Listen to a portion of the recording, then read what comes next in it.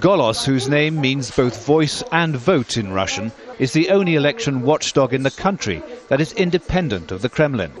It gathered evidence of alleged substantial fraud at the polling booths in the last parliamentary elections here.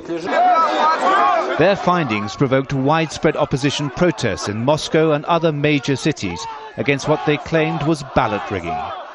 The Russian authorities, though, described them as a front for a foreign state trying to undermine their country. They are the first non-governmental organization to be singled out under a new law requiring NGOs that receive funding from abroad to register as so-called foreign agents.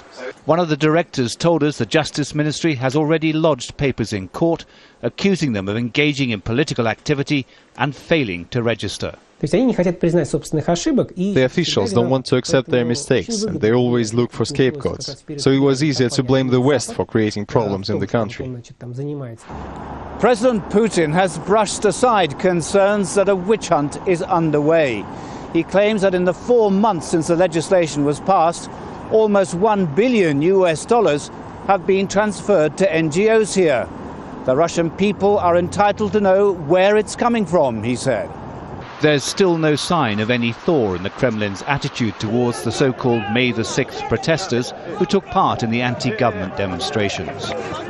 An opposition newspaper, Novaya Gazeta, has opened a special website detailing the continuing crackdown, highlighting the cases of 27 people, many still being held in pre-trial detention.